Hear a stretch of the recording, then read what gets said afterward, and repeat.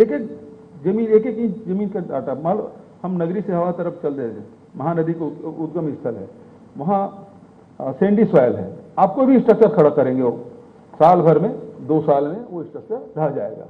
क्यों? इतना रेत बह के आता है कि वो पानी की जगह पूरा उस नाले में आपको रेत ही दिखाई देगा।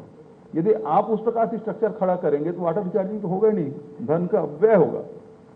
तो बहुत वैज्ञानिक पद्धति से हम लोगों ने इसका किया और इसका लाभ ये हुआ कि 7 सेंटीमीटर से लेकर 70 सेंटीमीटर तक जहां जहां हम लोग इस प्रकार से ट्रीटमेंट किए उसमें वाटर रिचार्जिंग हुआ। ये हमने डाटा कलेक्ट किया है। तो आने वाले भविष्य में पानी की जो समस्या है उससे हम लोग निजात पा सकेंगे, चाहे पेयजल के लिए हो, चाहे निस्तार के लिए हो, चाहे किसी के लिए हो, चाहे उद्योग के लिए हो। तो उस दिशा में हम लोग आगे बढ़े हैं। दूसरा जो गरवा का कार्यक्रम है, गौठान आप 11,000 पंचायत हैं, लगभग 10,000 से अधिक पंचायतों हमने गौठान बना लिया है बिना लॉ एंड ऑर्डर के। किसी को न नोटिस दिया, किसी को न लाठी चार्ज किया, न किसी जबरिया बेदखली की, और लगभग 1.5 लाख एकड़ जमीन हमने आरक्षित कर ली विभिन्न पंचायतों के माध्यम से, उसमें गौठान बना लिए। गौठान मतलब जो पशुओं के हैं वो डे केयर के रूप में। आजकल पशुपालन के लिए बहुत सारे गौशाला खोलते हैं। गौशाला में आपकी जो गाय हैं, मवेशी है, उसको गौशाला में दे देते हैं और उसके बाद वहाँ व्यवस्था देते हैं और उसके बाद वो सरकार के अनुदान पर वो संचालित होता है। और जहाँ नियत खोर लोग हों तो गाय के चारा को खुद खा लेते हैं। और स्थिति ये है कि हमारे छत्तीसगढ़ में सैकड़ों गाय इसी प्रकार से गौशाला में उसकी मृत्यु हो गई और जो गौशाला चलाने वाला है वो बहुत मोटा होता गया। तो इसको हमने जनता से जोड़ा, जो जिसके पास पशुधन है उसके साथ जो हमारी छत्तीसगढ़ की पुरानी परंपरा उसको पुनर्जीवित किया और गौशाला में हम वहाँ डे केयर के रूप में उसे रखते हैं।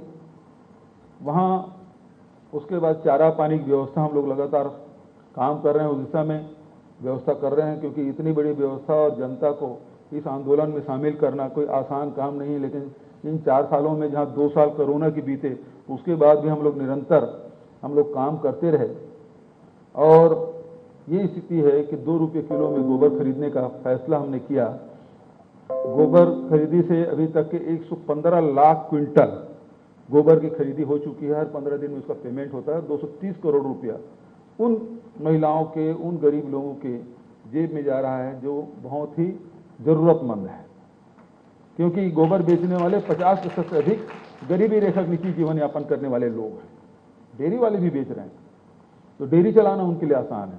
और उसके बाद अभी वर्मी कंपोस्ट बनाए और लगभग उस गोबर से 28 लाख क्विंटल हमने वर्मी कंपोस्ट बनाया है, जिसमें से 20 लाख से अधिक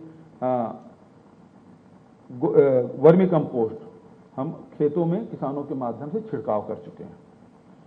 तीसरी बात यह है कि उसके साथ साथ गोबर से जहां हम प्राकृतिक गोबर से गमला भी बना रहे हैं, दिया भी बना रहे हैं, गो काष्ठ बना रहे हैं। अब हम प्राकृतिक पेंट बना रहे हैं, करीब 50 यूनिट हमारे अब संचालित है और लगभग उसमें 50,000 लीटर हम लोग प्राकृतिक पेंट बना चुके हैं। जो बड़ी बड़ी कंपनियां हैं, मैं नाम उल्लेख नहीं करना चाहूँगा, उससे हमारे 25 से 30% सस्ता है और गुणवत्ता में कोई कमी नहीं है। तो हमने रोजगार के देने के हिसाब से फिर जितने भी हमारे स्कूल है, हमारे शासकीय भवन है, उसकी पुताई करने का काम उस प्राकृतिक पेंट से करने का फैसला किया है, जिसमें लाखों रुपया वो लोग कमा रहे हैं।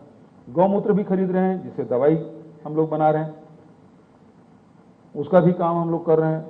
अब हमारे 1 यूनिट अभी हम लोगों ने जगदलपुर में गोबर से बिजली उत्पादन का काम हम लोगों ने शुरू किया है। तो गोबर से जो जो चीज़ें हो सकती है वो हम लोग करें, और साथ ही जो हम लोग धान काटते हैं, यहाँ पैरा बोलते हैं, दूसरी तरफ पराली बोलते हैं, हम लोग जलाते लाते नहीं हैं। उस पैरा को इकट्ठा करते हैं, गौठान मिलाते हैं, मवेशियों को खिलाने का काम करते हैं। तो कार्बन उत्सर्जन हम नहीं कर रहे हैं, कार्बन को हम कन्वर्ट करके उसको खाद के रूप में परिवर्तित करते हैं। और वेदों में भी यही कहा गया है, प्रकृति से जितना लेते हैं उतना वापस आपको करना चाहिए, किसी रूप में क्यों ना हो।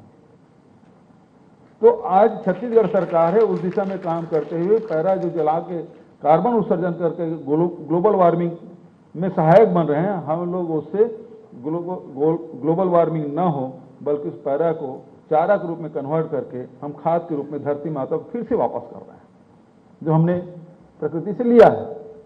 तो ये हमारे जो गरबा का कार्यक्रम है, और मैं समझता हूँ इतने व्यापक रूप में बहुत लोग एक छोटे छोटे यूनिट में करके दिखाए और सफलतापूर्वक किए हैं।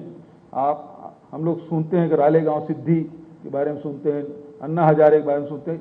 एक यूनिट उन्होंने शुरू किया और उसी पूरे देश भर में, दुनिया भर में उन्होंने उसको दिखाया, लेकिन क्या वो देश भर में व्यापक हो पाया?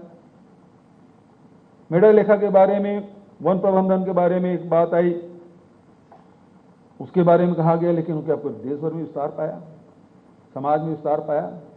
लेकिन ये कार्यक्रम जो हमारे छत्तीसगढ़ में जो हम लोग शुरू किए हैं, छत्तीसगढ़ के 4 चिन्हारी, नरवा, गरवा, घुरवा, बाड़ी, ये पूरा इस समाज को जोड़ने का काम किया है और अर्थव्यवस्था बदलने का काम किया है। और इन सब कार्यक्रमों में आप देखेंगे कि 1,66,000 महिलाएं इसमें काम कर रही हैं। तो इससे अर्थव्यवस्था में बड़ा परिवर्तन आया। अभी तक के जो वर्मी कंपोस्ट अगर बना रहे हैं तो ये 2 साल के अंदर में करीब 500 करोड़ का व्यापार हमने खड़ा कर दिया है। और हमने जैसे लघु वनोपज के बारे में बताया, पहले 7 प्रकार की खरीदी होती थी, अब 65 प्रकार की कर रहे हैं और उससे वैल्यू एडिशन कर रहे हैं। हमारे यहाँ जो काजू उत्पादन होता था बस्तर में, जसपुर में, वो व्यापारी खरीदते थे 50-60 रुपये में। अब उसका हमने प्रोसेसिंग प्लांट डाला। प्रोसेसिंग प्लांट डालने के बाद वही काजू है जो चूरा वाला है वो 300 रुपये में बिकता है, और जो बढ़िया बस्तर का काजू वो 1900 रुपये किलो तक बिक रहा है। तो जो 50-60 रुपये में बेच देते थे वो चूरा 300 रुपये में बिक रहा है और 1900 रुपये किलो तक के उसकी बिक्री हो रही है, उससे पैसा कमा रहे हैं। जो अभी मुझे फूल झाड़ू का आपने पौधा दिया, आपको जानकर आश्चर्य होगा, हमारे बस्तर का अबूझमाड़ के क्षेत्र जो नारायणपुर जिला कला में है, अबूझमाड़ अभी तक सर्वे नहीं हुआ, वहाँ हम लोगों ने वहाँ के महिलाओं को फूल झाड़ू बनाने का, क्योंकि सबसे ज़्यादा फूल झाड़ू पौधे आपको अबूझमाड़ में मिलता है, और वहाँ की महिलाओं को थोड़ा ट्रेनिंग हम लोग दिए। और जो हर साल वन विभाग से दिल्ली के व्यापारी आके उसे बोली लगा के खरीद के ले जाते थे। वो जो स्व सहायता के समूह की जो महिलाएं हैं, अबूझमाड़ की महिलाएं, वो प्रतिस्पर्धा में भाग ली और दिल्ली के व्यापारी से ज़्यादा बोली लगा के वो फूल झाड़ू खरीदा, और पिछले 3 साल से लगातार फूल झाड़ू का व्यापार कर रही हैं। अब छत्तीसगढ़ में हो, दिल्ली में जो घरों में जो झाड़ू लगता है वो हमारे बस्तर के नारायणपुर का अबूझमाड़ की महिलाएं कर रही है।